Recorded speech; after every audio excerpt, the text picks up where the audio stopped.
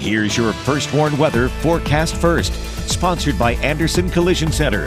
Visit driveanderson.com. Well, it was nice to see the sunshine out there for the better part of the day, and that still continues here late this afternoon and evening, but we are going to see some cloud cover move back in over the next few hours. Now, with that sunshine today, temperatures were able to warm into the low 40s and 40 degrees. That's where we sit right now in Rockford and Rochelle, still at 41 in Freeport, Sterling, 39 in Janesville, and 38 currently in Monroe. As we go through the next several hours, cloud cover will continue to increase, so increasing clouds as we go through the evening, but the evening hours are expected to stay dry.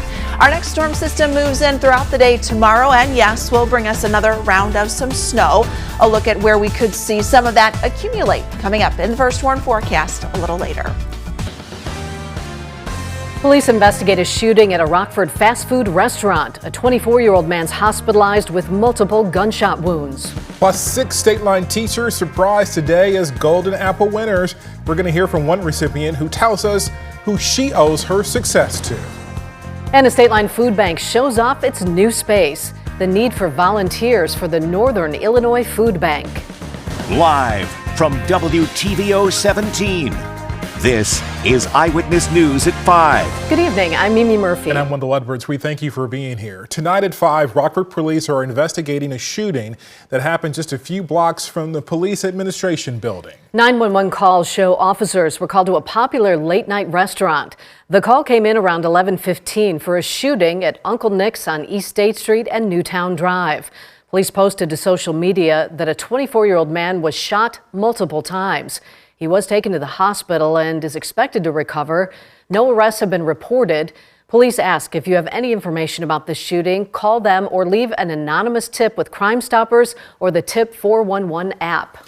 An inmate in the Winnebago County Jail has died while in custody. The sheriff's office says corrections officers found the woman in her cell unresponsive early Wednesday morning. The Winnebago County Coroner's Office identified her as Tanya Gonzalez. This is file video you're seeing. She was in jail for charges of domestic battery, aggravated assault, and criminal damage to property.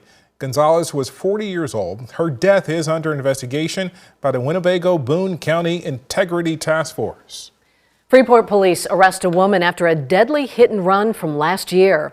66-year-old Sheila Anderson is charged with aggravated driving under the influence of drugs, resulting in death.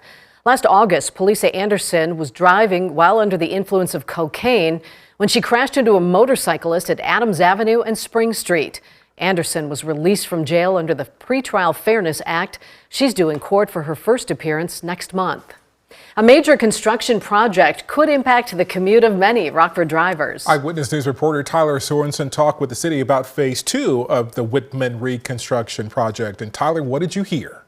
Mimi, Wendell, phase 2 of the Whitman Street reconstruction project will start next week, Monday.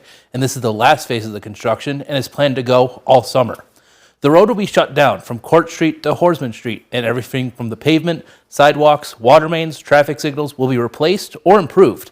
But local residents will still have access to their homes and services will not be interrupted.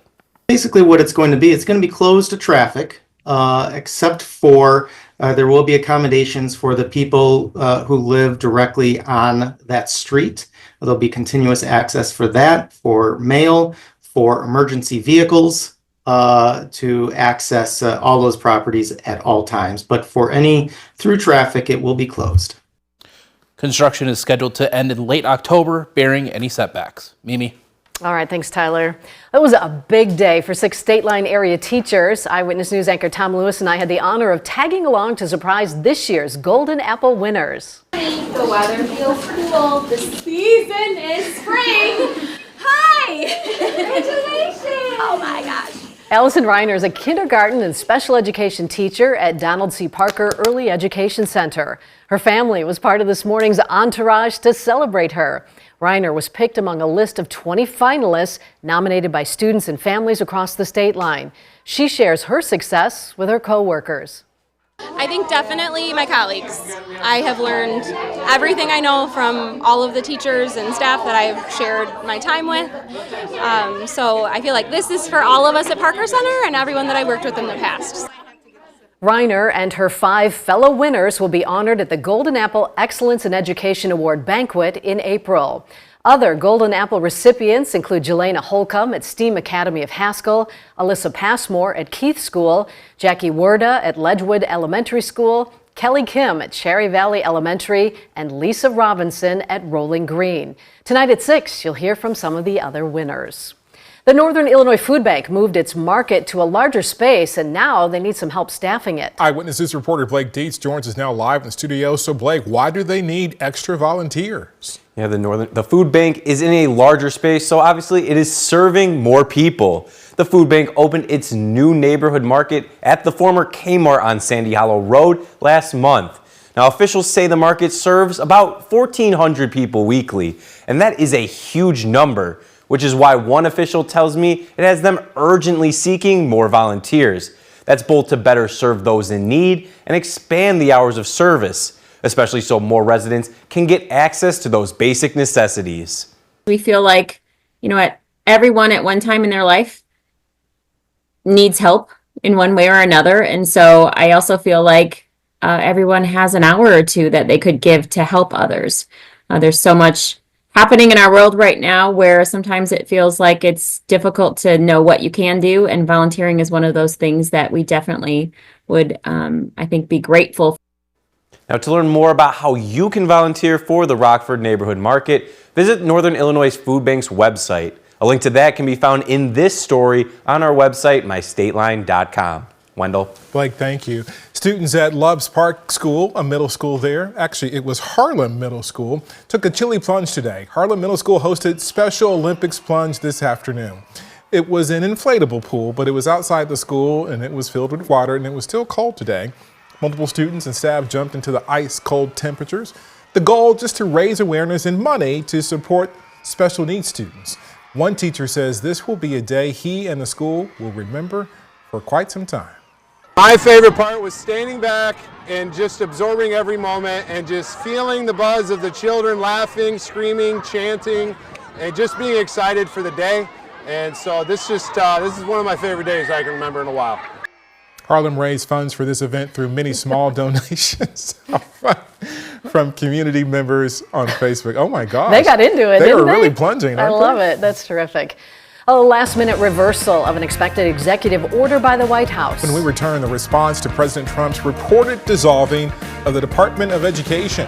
And tonight at 6, a Rockford business will soon start providing hot cups of coffee internationally. A behind-the-scenes look at fire department coffee. And soon enough, it will officially be pool weather when the temperatures warm back up. But tomorrow, it's a return to the winter weather.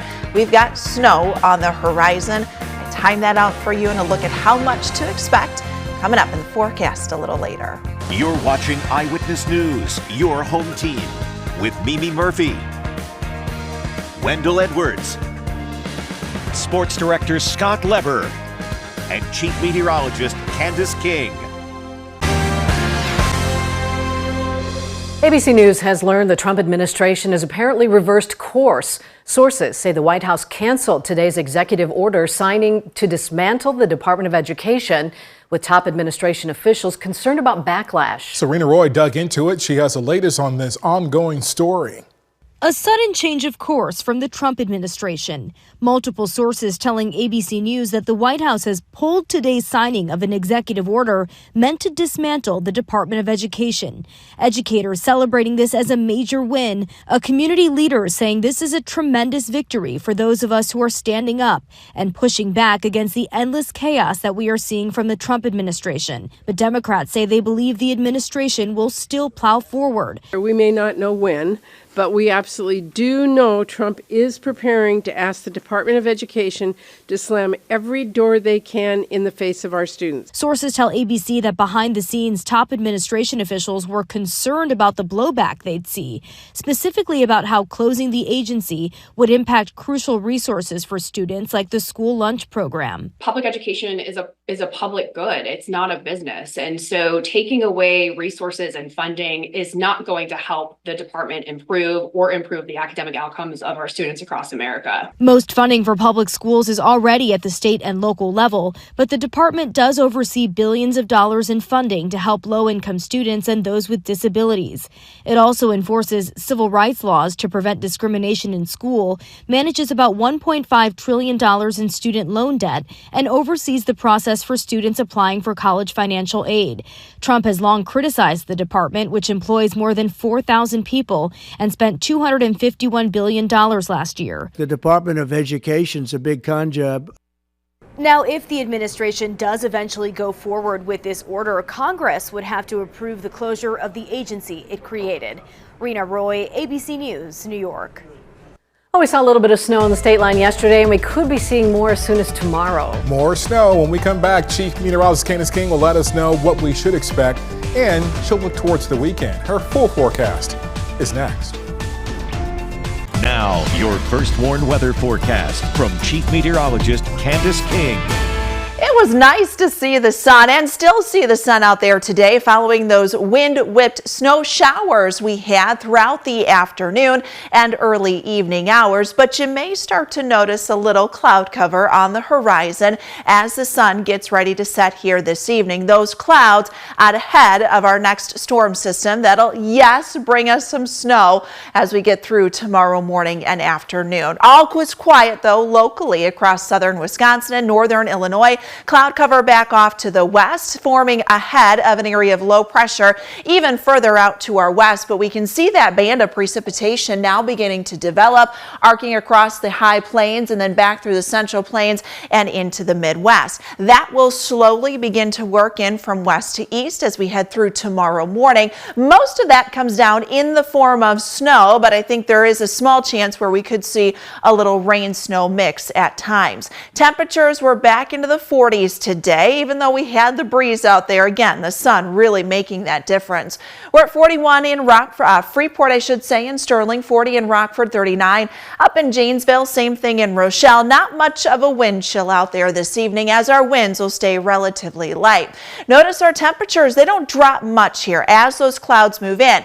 If we see a little delay in some of the cloud cover, we could get some locations that drop down into the 20s overnight, but the clouds will generally be on the increase as our winds turn to the southeast. And then by daybreak tomorrow, I think there will be some light snow moving in and crossing over the Mississippi River. 38 for tomorrow afternoon, snow likely, then that slight chance of a little rain snow mix down to the south as the winds turn back to the northeast. So let's put all of this together with Futurecast. As we go through the night tonight, notice this is after midnight, 1, 2 o'clock tomorrow. There is some dry air initially, but as that storm system moves closer to us, we'll begin to see that advance in from the west and southwest, pulling closer towards the state line and then moving to the northeast through tomorrow morning. As I mentioned, a lot of this will initially fall as snow, but that rain snow line or that freezing line does get a little close to us. So as that occurs, we might start to see that mix start to develop and maybe even a few lighter rain showers, especially south of Interstate 80 as we get into the afternoon and evening. But by tomorrow evening, that low will be pulling further to the east, so it will take a lot of that precipitation out with it. Little cloud cover moves in then on Saturday, but our temperatures will warm through the 40s and then getting back up near 50 degrees, if not low 50s by the time we get into Sunday. And those numbers then will warm even further as we head into at least the beginning part of next week. So when we look at our snowfall potential, we've got a couple of things that are going against us and a couple of things that are going for us. So we've got a pretty dynamic system moving in with some forcing aloft that may be able to overcome some of that March angle sun and along with the warmer temperatures in play. So some slushy accumulations are possible, especially between that state line and Interstate 88 corridor. So really here across northern Illinois. As far as those accumulations are concerned, it's likely not going to be much. Most of what comes down will probably melt, especially on the roads, but we may have a heavier band of snow try to develop, and that's where we would see some of that stick and then begin to accumulate. So really anything on grassy surfaces. After that, our temperatures will warm. Nice weekend ahead, and we continue with that warmth. However, a couple systems we're watching next week into the Wednesday, Thursday time frame, and then again once we get into next weekend. Thank you, Candace. Scott's next with sports. He has good news about one of our local girls basketball teams. Pecatonica has won again, setting the stage for an even bigger game this weekend. Now sports with sports director Scott Lever. One more win, that's all it'll take for the community of Pecatonica to be celebrating a state championship. The Pecatonica girls basketball team has advanced to the Class 1A championship game on Saturday. The Indians won their semifinal game today against Elgin St. Edward. They never trailed in this game. The Indians came out strong. Elena Rager, a 3-ball, and it was 7-3. Rager again with a 3-ball. She made 5 of 6 shots from deep. Daniel Rosensteel had his girls ready to go in this game, didn't he? Freshman Riley Alexander drives. She scores. She had 9 points. In the second half, Kiana Degner off on the fast break there. She's ahead of the pack. She scores, and Peck led by 10. Now let's go forward to late in the third quarter. Rager going to score another basket. That put Peck up by 12. Rager scored 25 points. Pecatonica won 54-41, so the Indians are 1 win away from a state championship. There is a little bit of a sense of like, holy cow, we are playing for the state title, and it's an awesome feeling for our community and for our school and team. So, I've never seen a group of girls like this. I feel like in past years there's been not very well senior-led teams, but I feel like this is a very well senior-led team. We all just want to win at the end of the day. Excited. I'm proud of all the girls on the team, and it was a full team effort. Everybody contributed, and the community and the student body to be here to back us was amazing. We all rally around each other so well, and then when something good happens, we're so happy for one another, and then after the games we celebrate one another, so it's just a fun atmosphere to be in. It's great. All gas, no brakes, as Kiana says. We're just ready to play. We want to play, box out, go in, and just play our game. All gas, no brakes. Love that. What an exciting win. So here's what's next for the Pecatonica girls. They'll play in the championship game Saturday afternoon at 1 o'clock. They will face a 30-win Carrollton team. Carrollton won comfortably today over Cissna Park by 16 points. We're going to be talking about that matchup tomorrow night on our final overtime show of this season. We'll also have boys sectional championship action, including the Pecatonica boys hosting Eastland. We'll also be joined by former Aquin star Sophie Bruner. Catch overtime as usual at 11 p.m. on Fox 39 right after GN Sports. That's sports. We'll be right back. We've seen some pretty weird food collaborations, at sporting events. But this one takes the cake, or should we say shake? At the University of Miami baseball game against Villanova University, they served a Philly cheesesteak milkshake. Ew. Made with vanilla ice cream, vanilla syrup, and topped with a mini cheesesteak sandwich. Ooh. Oh, gross. I like them separate. No, that's Can I icky. separate them? Yeah, if you just took the sandwich out and put it next to the shake, Right. That'd work, yeah. That would work. See, I am all for, mixing food. Like if I Yeah. have it on my plate, Yeah. because I'm of the mindset, well, it gets mixed up when you eat it. But that I'm the is opposite. not what I'm They talking cannot about. touch. No? Oh, all right. All right. Unless it's gravy. Yeah. Sure, gravy Gravy's can go good on anything. everything. Yeah, of course. How about tomorrow? Some snow? Yeah, it's not going to be a gravy forecast. Some snow coming in tomorrow, but then warming up at least briefly next week. All right, thanks, Candace. We'll see you tonight at 6.